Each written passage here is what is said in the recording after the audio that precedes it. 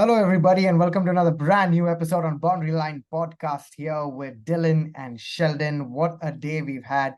England versus Bangladesh, Pakistan versus Sri Lanka, both high scoring games there, but in the end, England coming out on top there, trumping Bangladesh, and Pakistan getting their highest chase ever in World Cup history. Highest ever, I think, in World Cup history there. So we'll be discussing both these matches. But before we go ahead, requesting all our viewers to please hit the like button, subscribe to our channel, and don't forget to share the video with your friends and other family members, guys.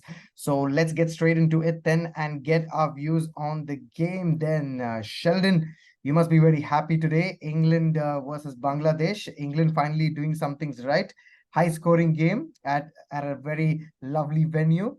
And everybody getting runs there. Dawid Malan set it up there with a brilliant century. Joe Root amongst the runs there. And of course, the bowlers also doing their job there, right? Yeah, a much better performance from England today. I mean, I got up and I saw, okay, they won the toss and they were put into bat. I think Bangladesh won the toss, my bad. And I saw Josh Butler saying, oh, we wanted to chase. To be honest, when you look back at the game, it's probably best that they were put into bat. Because I felt it even slowed down in the second innings. It was a bit too paced as well. And they got the better of the conditions to bat and they really made it count. I mean, Dawid Malan, his form of late has just been unbelievable, Bill. One of the most informed batsmen and make it count, hitting a big 140. And that's what they kind of missed last game. When you get in, you got to cash in. Don't give your wickets away. And today they made that count. And Milan, especially with sublime 100 today. Yes, absolutely. That Dawid Malan getting a big 100 there, his highest score, if I'm not mistaken, Sheldon, in ODI cricket. And rightly said there, Sheldon. He's been in absolute good form there right throughout, especially in the recent past there. And surprisingly, not anyone like I've not heard of anybody ranking him there, like to get into the top scores for this year's World Cup. But I think we all have to keep an eye out now after this innings because that was some brutal hitting there. Took the Bangladeshi bowlers all the way to the cleaners there.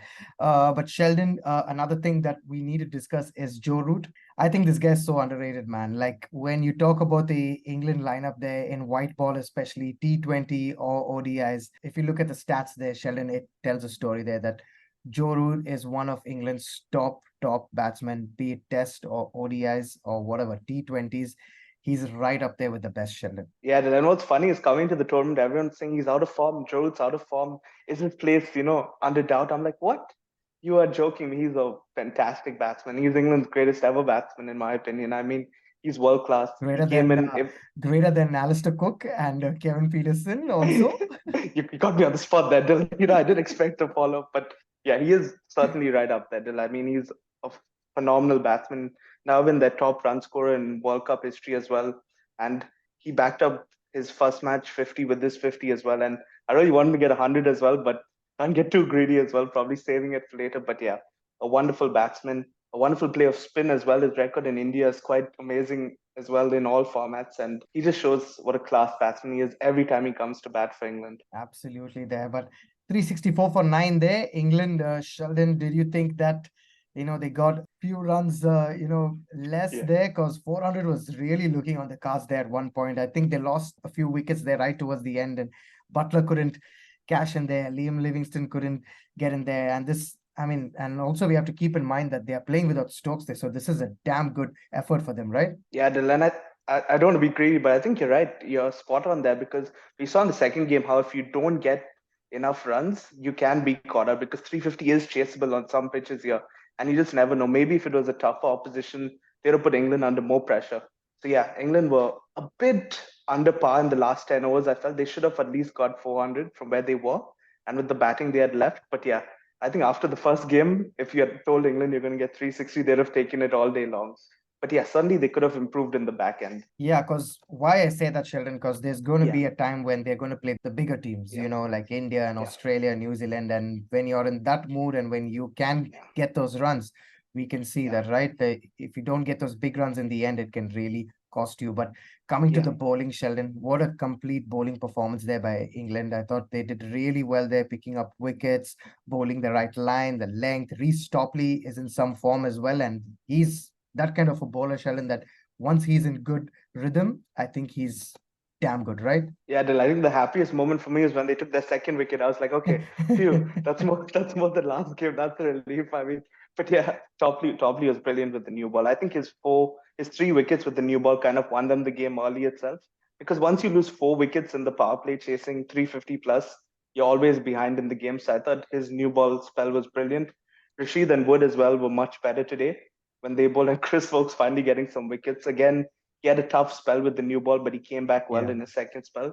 So yeah, a lot of ticks for England in the bowling department. But yeah, they will face tougher opposition and batsmen will come at them more. But I feel today they were pretty good. Absolutely. They're spot on there by England today. They played really well. And where does this take them, Sheldon, now? What's their next game looking like? No team here can be taken really lightly. We've seen that so far already. But what do England have to do next, Sheldon? Now, this was a nice win that they got. It's going to give them a lot of confidence going into the next game. But what's the plan for them now going ahead? Because it's going to get tougher and tougher now as they go ahead, right? Yeah, the next game's Afghanistan, and I'm sure when England were picking all the venues possible, they would have been like not Lucknow and not Chennai, because those two pitches are ones you don't want to play Afghanistan in.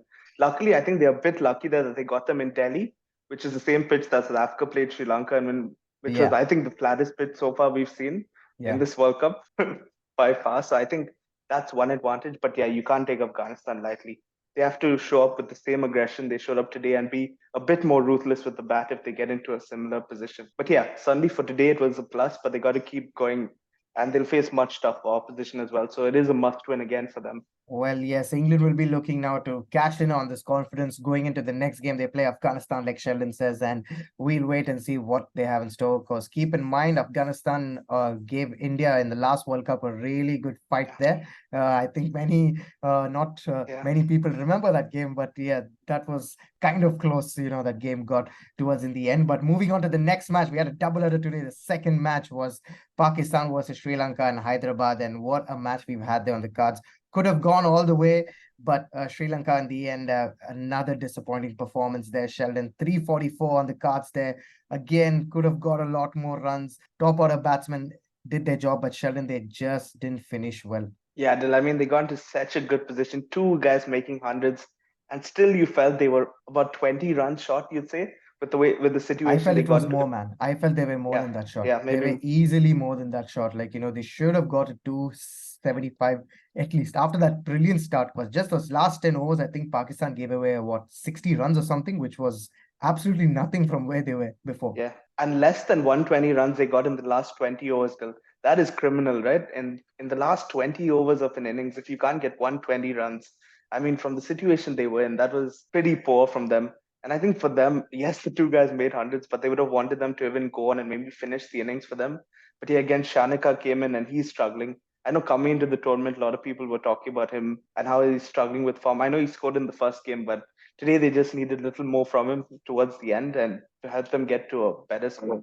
But yeah, for Sri Lanka, they look at it and say, we scored 320, we scored 340, we still can't win a game. Those are 2 heartbreaking losses if you're a Sri Lankan fan, I feel. Yeah, Sheldon, because I mean, the first game, I think we're being too harsh. 400, they were never Yeah, going yeah, to of chase that course. down, Yeah. but at least They they were, gave a fight there, towards the yeah. end, and, they played really well there. But this game, Sheldon, they should have closed out this game there because brilliant 100 there by Mendis and Samarwickrama. Yeah. Both of them got really good hundreds there, set it up for Sri Lanka. But like we said, Sheldon, the last few overs there, they just didn't capitalize. But what a day it has been for the batsman today. 500s already today. We've got Malan scoring 100, Abdullah Shafique, Samarwickrama, lots of guys, right, getting hundreds today, and even Rizwan. Yeah, yeah. I mean, Rizwan's been, I think, the bat of the tournament.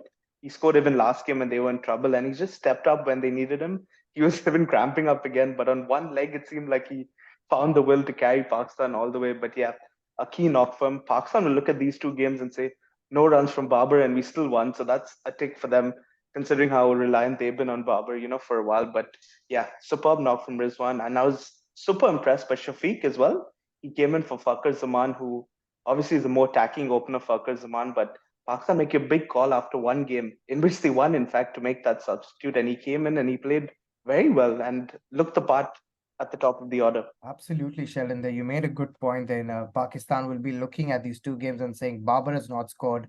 Imamul Haq has not scored. Yeah. Iftikhar has not got that many runs in the tournament. Yeah.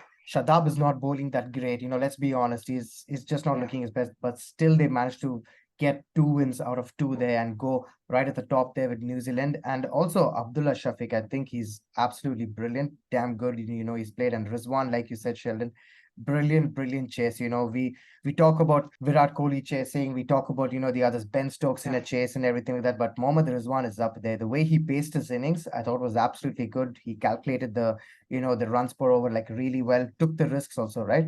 Yeah, and if I'm not mistaken, Pakistan were 50 for 2, right? When Shafiq and Rizwan got together as well. 50 for 2 in like 10 overs. You're in Yeah, big trouble there. If you lose a yeah. wicket quickly, you're practically out of the game. So they had to first get in. They had to, see how the pitch is. They didn't hit straight away as well, which I thought was pretty risky considering how much the target was. But they thought, okay, we'll get ourselves in. And on this pitch, we know we can cash in later on. And boy, did they cash in later on. But Dil, I want to ask you something. Didn't you feel Sri Lanka a bit too sloppy today, Dil? Whether it was the wides, the no balls. I know Patirana, and I know in T20 he's probably much better than he is in ODIs, but for me he is too sloppy in ODIs. To give wides and no balls, wides would go for five. Okay, a normal wide is okay, but wides which are going for five is just too much, like in my opinion, right, Dil? Yes, Sheldon, that was my next point there that I was gonna ask you, but glad you asked me that question also, because yeah, I felt Sri Lanka, the bowling was anyways weak. Yeah, Without Hasaranga and the likes of others, they're not in this World Cup there. But that's when you need the guys like these, to get up and pick the team up. Rajita, you need all your Madhushankas and everyone to yeah, pick the team up and bowl well. But the moment they bowl 2 to 3 good balls, they just follow up with a loose delivery or like a wide. And like you said, wide's going for like 4. yeah, It's like, what the hell? And then no balls is just like hitting, for 6 there, because you can't do that in a game like this, because, runs were just leaking. And for Pakistan, they didn't have to do much, just get like 2, 3 runs in the over. And then these guys yeah, were anyways bowling wides and no balls. So that was yeah, pretty easy. And you're right, it was too sloppy. I didn't find, the body language is not there. They didn't look like they were going to attack and look like they wanted to take wickets. Once Abdullah Shafiq and Rizwan were playing, they just yeah, got into autopilot mode and were like, okay, fine, we'll wait and see. Wait for these yeah, guys to make a mistake, but these guys are too smart. Come on. It's ODI cricket. You got to be thinking quick. You got to be up there looking for wickets. And I think they didn't do that, Sheldon. Too sloppy in the field, and it's not going to win you enough matches. Sheldon, for Pakistan now, looking ahead, big game for them after this. It's the big one. Let's be honest, it's the biggest game of this World Cup. I don't care whoever plays who, whether it's England, Australia, or India, New Zealand. I don't know what happens in the final, who reaches. It's the story every time, right? Every World Cup that this is the big match. yeah, Dil. I mean, Saturday, Ahmedabad, the biggest stadium, in world cricket. Wow, that's going to be some fixture. You'd expect both teams to go into it 2 wins from 2 as well. I'm not putting tomorrow's result already out there, but I do feel both teams What to a go guy! into. What a guy! He's no confidence, no confidence in the host nation. Sheldon, what the hell is this, bro? Not cool. No, I meant Afghanistan. I know tomorrow India are playing Afghanistan. I fancy India beating them, but yeah, it's a big game on Saturday, and I mean a lot of pressure on both teams. I feel more pressure as well on Pakistan because after India they got Australia as well. Those are two tough games back to back, and if you lose one, you're under pressure straight away. So Saturday is a massive game. I know you're excited. I know India playing tomorrow as well, but everyone's looking forward to Saturday, right? Dil? Absolutely. No one cares about the rest of the fixtures right now. Like, no one is worried. Like, we don't care lose to Afghanistan or anything. This is the match that India has to win. And come what may, I think it's going to be an interesting one, Sheldon, because Yeah, hoping that India beat Afghanistan, given the yeah, form they are and the way they won yeah, with Australia, even with, Rohit not getting runs and everything like that. But you can see that, okay, Afghanistan, the way they lost also in the previous game, they're not up there. And you got to be honest with yourself sometimes. And yes, they can give a fight, but on these kind of tracks, Sheldon, you got to fancy India winning the match. And if they do that, you'll have two teams who have won 2 matches going into that all important third. And I feel it's kind of nice. I'll tell you why. I feel it's kind of nice this match is happening early in the tournament because then it's like nerves are like calmed down. Don't you think that the nerves are like calmed down yeah. and no, it's okay, fine. And also, if you kind of lose that, you're not out of it or anything. There's not like any big pressure. Of course, there is pressure if you lose India, Pakistan anyway, but it's not like, oh, you're eliminated, You can lose that game and still make it quite easily to the semi. So that's also a pressure where teams can play at their best and not feel, oh shit, we out. If we lose this, that's an added pressure. But yeah, India, Pakistan is anyway pressure, whether it's a semi, whether it's a friendly, whether it's an Asia Cup, it's always a big game, and I'm sure there will be lots of pressure on both teams come Saturday. It's going to be an insane day that Saturday. I know a lot of people won't be able to concentrate on work or other important stuff, because this is the most important thing there on that day, 14th of October at Ahmedabad, the India-Pakistan. It's going to be absolutely insane there. It's going to be electrifying the stadium. I wish we were there, in the stadium to catch one of the World Cup matches there. But Sheldon, one question before we leave very quickly, that don't you feel that, when India's playing the matches there, the people are not there enough inside the stadium, and I thought the seats were getting sold out. I don't see enough of seats being filled up there, Sheldon. I'm shocked. Yeah, it's been quite shocking, the turnout. And I was watching even the earlier game in Dharmasala, and it's such a beautiful venue as well when you look at it and you look at the mountains and all, and it looks like such a beautiful place to play cricket. But you'd be surprised that it's, barely anyone come to watch the game. I think also it had to do with the tickets being sold pretty last minute. I think it was very late, right? Within like 2 months or even a month, and tickets were still not being sold. So that is a bit of a bummer. You hope that, though, with India playing Pakistan, that builds and more fans come to watch all the games. But yeah, also I think weekdays as well, and it being hot in India as well now, and day games, that could be a factor. Or you think it should still be sold out, those games? It should still be sold out, man. It should be still Yeah. sold out. It's a World Cup coming to India after 2011. There's a lot of expectation in India. They're one of the front runners there to win the World Cup. And Yeah. yes, one could be the factor that it's because it's a weekday or something like that. But man, no one really cares that much right now, because everyone's just concentrating a lot on the World Cup, and I think ICC and BCCI, I think they've got the marketing strategy wrong there for the ticketing. At least that's what I feel. But yeah, looking forward to the rest of the matches, Sheldon. And we've already had like 8 games, and we've had like so many runs scored already, Sheldon. Centuries also being scored by almost so many guys. We got Conway, we got Rachin Ravindra, and just today we've got 5, so that's already 7, 8. Yeah. Right. So that's going to be insane.